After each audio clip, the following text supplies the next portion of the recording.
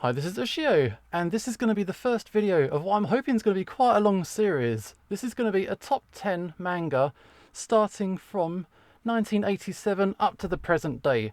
So that's a lot of videos, and we have got a lot to get through. So 1987 is a bit of a cheat, actually. It's going to be top 10 up to 1987. And basically, if something got translated into English up to that point, it kind of counts. So that's my criteria, and we're going to go with that. So a little bit of a history lesson. We're going to focus more on the manga, but we need to know a little bit of the context. So why choose 1987? Well, in 1986, there wasn't any manga being published in English. Not really, and not in the way that we would consider it being a manga industry. There wasn't really one in the English language. So it had to start somewhere. 1987 is the year. It's kind of weird, really, because in the 60s, 70s, a lot of anime was coming over and being translated. And there were comics, so you could get like Robotech comics, Astro Boy, that kind of stuff. But the artists were all Western. There weren't any Japanese artists being translated, and no manga was coming out in English. It's a funny business, because everybody knew what manga was, but no one was publishing it. So you had stuff like, Rion, was that 2990 is the title, and at a glance, this is from like 1985 kind of thing.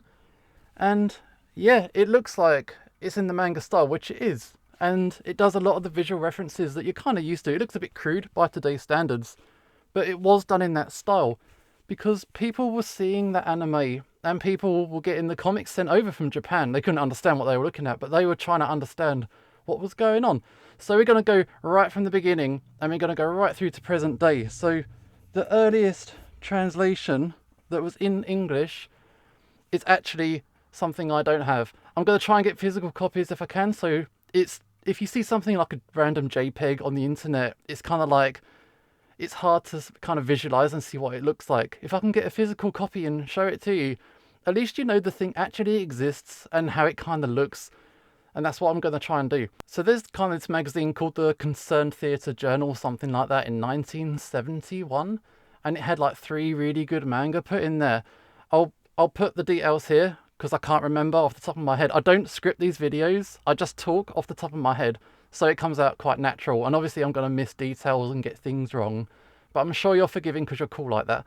So that was the very first instance of there being manga translated in the way that we perceive manga to be. And I'm sure that there are exceptions. I know there are a couple of exceptions actually from doing about half an hour of research on Google. You can find this stuff.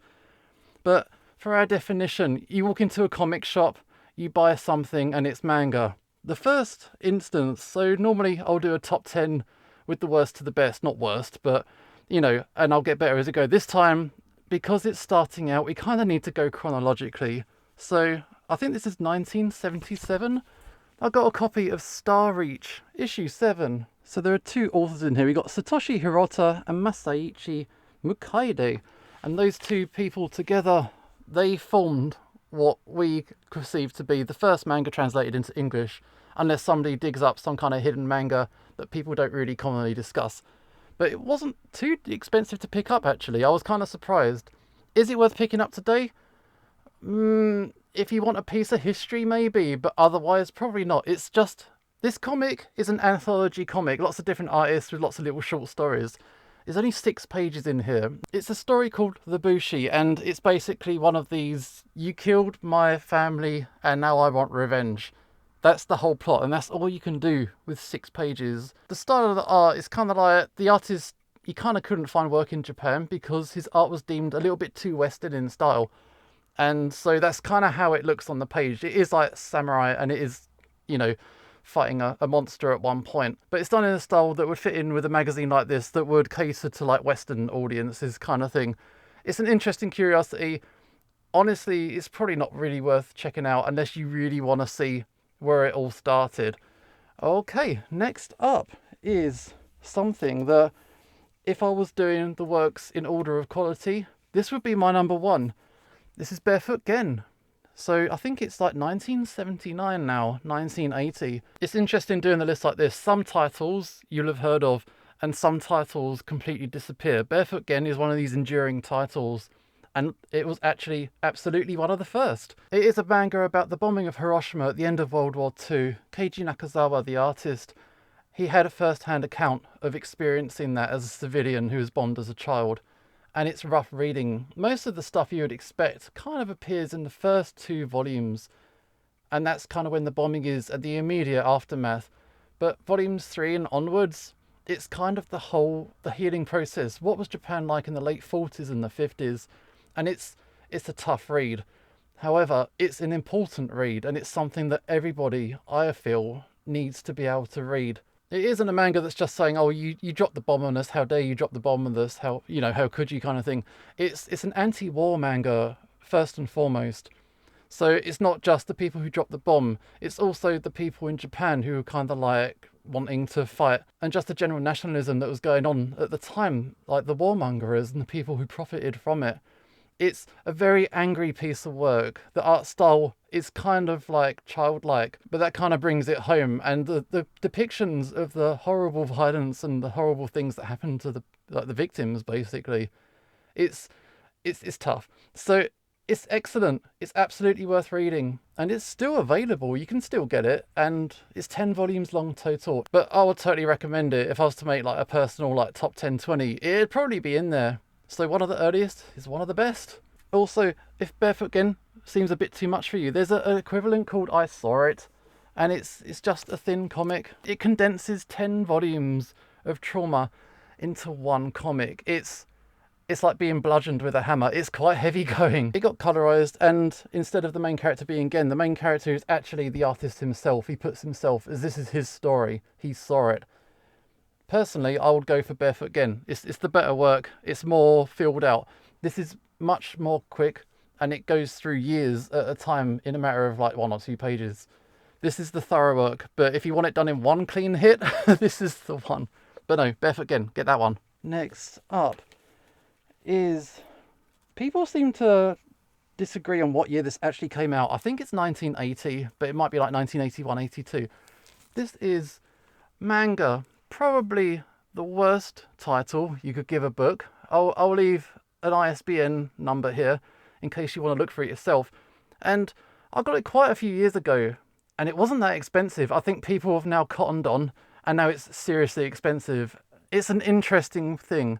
It is a compilation, so it's only about 80, 90 pages. It's not super like thick or anything like that. But I think word must have got round, because like the artist who's in Star Reach, he's got a story in here as well. There's also a story in here by Hiroshi Hirata, who's a very, very good samurai artist. And there's also a manga in here by Katsuhiro Otomo, who did Akira. Most of the works in here, they're either samurai or sci-fi. There's not a lot in between. There's like 1 or 2 comedy works, but that seems to be the major focus. It's either celebrating the super Japanese-ness, so let's have some samurai, or let's go for the comic crowd, let's have some hard sci-fi. Well, we're talking like spaceships and stuff. If you can find a copy, maybe $15, $20, you're going to be lucky. But if you see it, snap it up. It's a good one.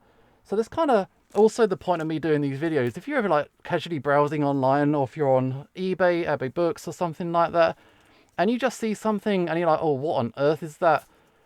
Hopefully these videos will help fill some gaps, because I'm learning stuff by doing these videos. I've been reading manga for quite a long time, but I don't go quite far back as a lot of this stuff, and I'm finding some weird things.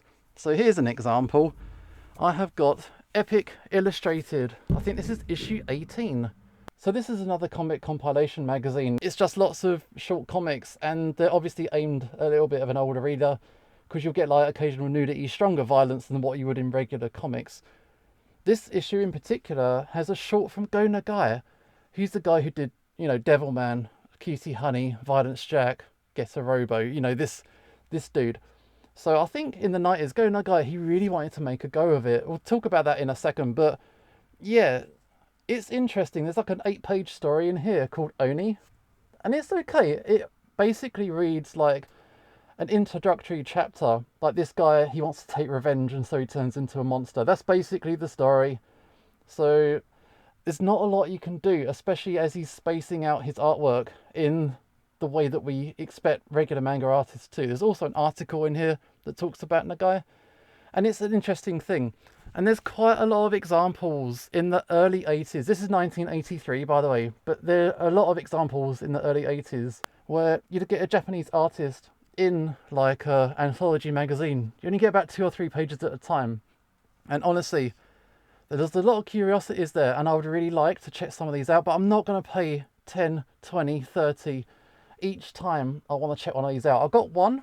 So this is my one as an example. I don't remember the names of a lot of the titles, so as I say, I don't script these, so I'm just going to do some awkward poses and I'm going to overlay some examples so you can see if you want to do your own research or if there's a particular artist you want to check out. Yeah, that is good. So this was only, I thought it was okay actually, but then I do quite like Go No Guy and I'm kind of starved of his content, even though his stuff is still relevant in 2020 when I'm recording this. So yeah, a few other examples are like this one, this one, this one, this one, and this one.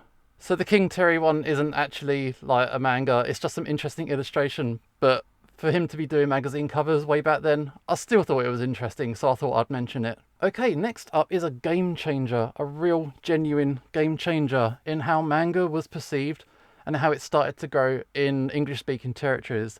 This is Manga, the world of Japanese comics. This is a crucial book. If you want to know about manga, if you want to learn about manga, you absolutely need to check this one out. Fundamentally, it's like a written journal of what manga is and an explanation. And at the back, it has some printed manga, one of which still hasn't been translated into English outside of this book. So in the back, you got Barefoot Gen, which you've already seen. You got like Rose of Versailles, and you've also got Phoenix, Osamu Tezuka, and you got a short story from Leiji Matsumoto, which is, yeah, it's never been translated outside of this, and it's not too bad. But overall, this is published in 1983 originally, and it covers manga from Victorian times. We're going back to the 1800s, a little bit even before that, just to get the absolute startings. And it runs you right through World War One, World War Two, the 50s, the 60s, shonen, shoujo, sports manga. Every single aspect is covered right up to the date that this book was published. And because you can't change history, it's still relevant. So it's a contemporary account for the 80s, but it's also relevant because it covers everything else before that.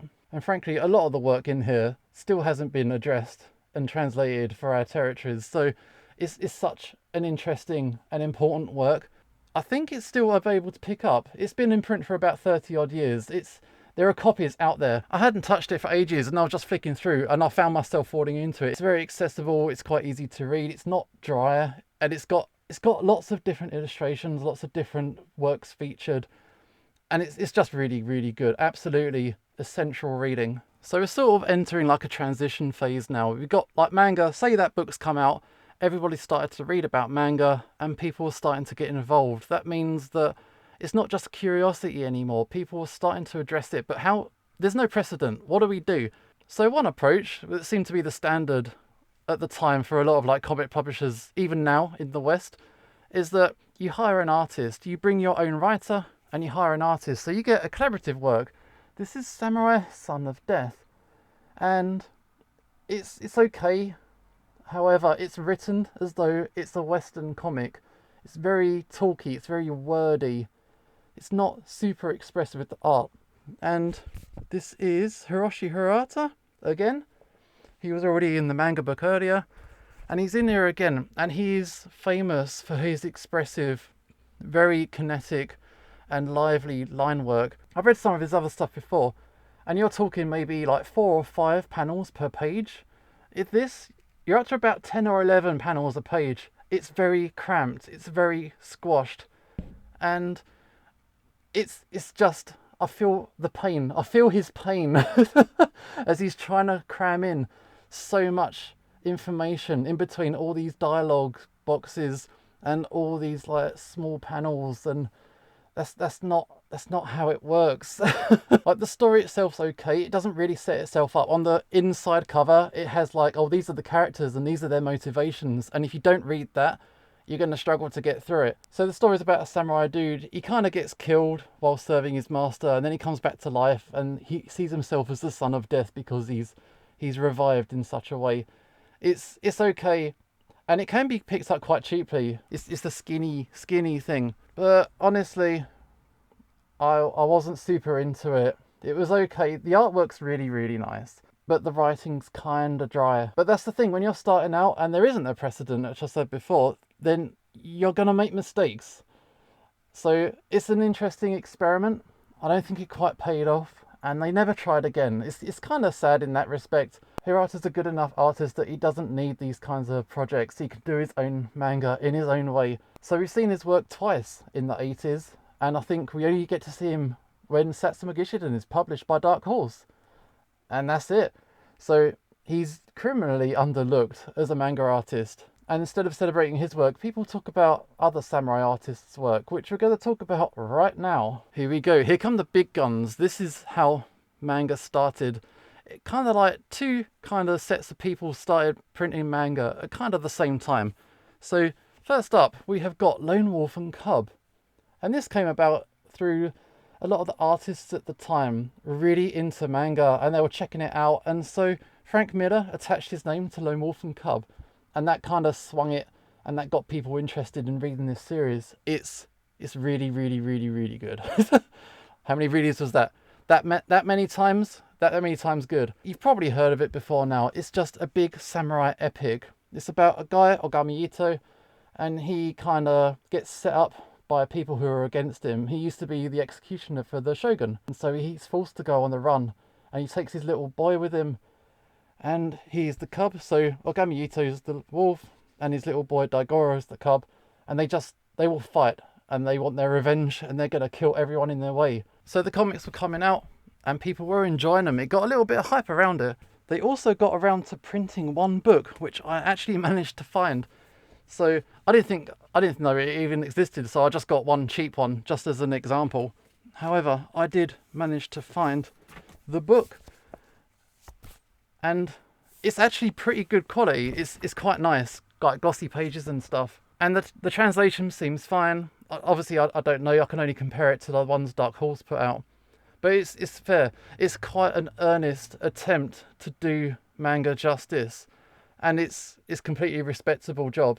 Obviously, if you're going to start printing manga that's got like multiple thousands of pages as your first attempt, there's no way you're going to make it through, which means obviously the best way to go is to get the Dark Horse versions. So Dark Horse, where have I? I've got one here. They published it in mini size, and they've since published it again in omnibus editions.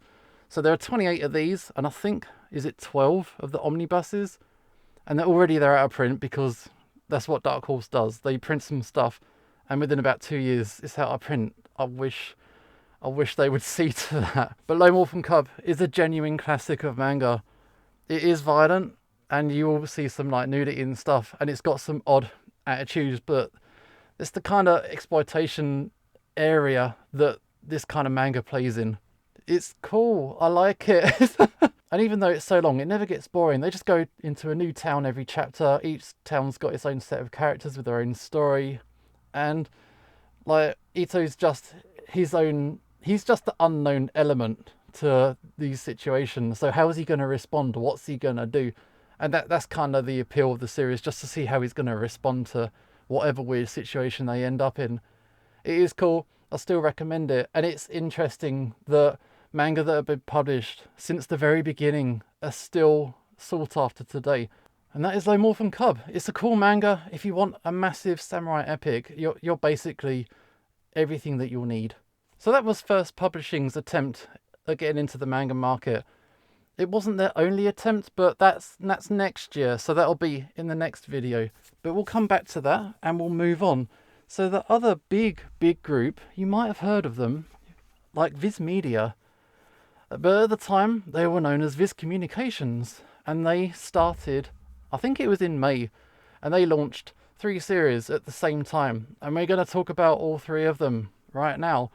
Although one of them I can't say too much about, because all I have is one single issue copy of Area 88. So that's the thing you need to bear in mind with a lot of these early manga. They're all issued in 30-40 pages at a time. So if you got a manga that, like Lone Wolf and Cub, is like, what is it, 3,000 pages? No, it must be more than that. And you're issuing it in 40-50 pages at a time, you're not going to get through it. And that's what happened with Area 88. It never got finished. There is a book out there. I've never seen one, but it is out there. But the manga never got finished. So I have had a read of this. This is issue 11. And it's essentially about a bunch of mercenary pilots who kind of, you know, shoot people down. War is bad. Arms race. It's these kinds of themes are what's being discussed. And it's a bit of a Pandora's box that I don't really want to open because it does seem quite good. Which means I don't want anything to do with it. I don't want to buy 40 odd issues, I think it was, they came out with, of an unfinished story. I'm going to have to leave it at this one. There are some interesting reviews and blogs out there that do cover this in more detail. All I can do is highlight stuff and give vague opinions on certain things. And if they intrigue you, they're worth researching on your own. As we get into like the 90s and the 2000s, I'm going to be able to be a bit better with my recommendations. But if there's a year where there's only like 6 things that got published, I haven't got a lot of options. I'm going to have to try and somehow fill these gaps. So this is one of my weak spots.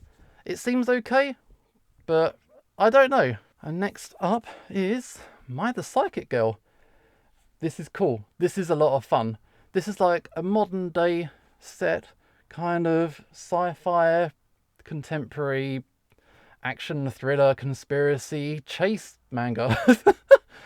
It's about a girl who has psychic powers, and there's an evil organisation that want to get her powers and then they can try and control and influence the world. But she doesn't want that and her father doesn't want it, so they go on the run. And if you know the artist Ryuichi Ikigami, you know that all of his people look really photogenic, very pretty, if you know, like, you know, Crying Freeman, this kind of thing. So the artwork's got a real nice visual to it.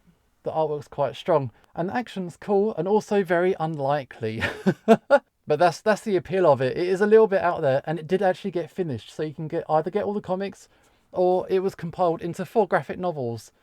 So it's recommended. It's a lot of fun and it's worth picking up, and it's not too expensive either. I was able to get these for about retail price. So that's good. It's still available. Recommended one, yeah. So I forgot to actually mention, these videos are a bit of a hodgepodge. I'm all over the place. But yeah, Viz Communications, they teamed up with Eclipse. So these comics were actually co-produced. Viz weren't doing their own thing. Later on, they split up and Viz went their own way. And Eclipse kind of went under.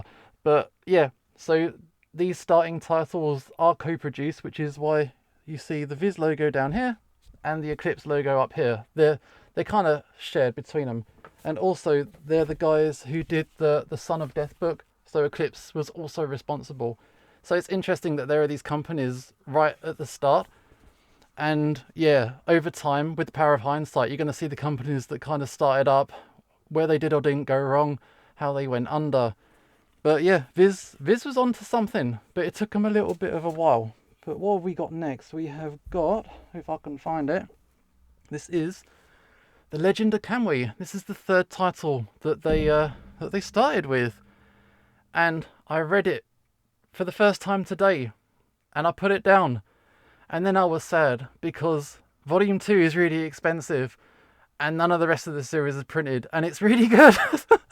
I'm gutted that I'm not going to be able to read more of this. And I think it's a title that's, everybody knows it came out and it's in the past. People don't really consider it a current title, which is a big shame. I think Legend of Kamui is a sequel to another Kamui series that the artist made. It doesn't matter. It's kind of like its own little self-contained story in this one book. There is a 2nd volume that I would love to have, but I'm not that rich. It is essentially one big ninja manga. I think for a lot of reasons at the time, they would see like Legend of Kamui and they would see Wolf and Cub, and they're in the same kind of zone in terms of their artwork. And if you're going to pick one, you'd probably pick Wolf and Cub. But if you want more, you'd go for this as well. It's really good.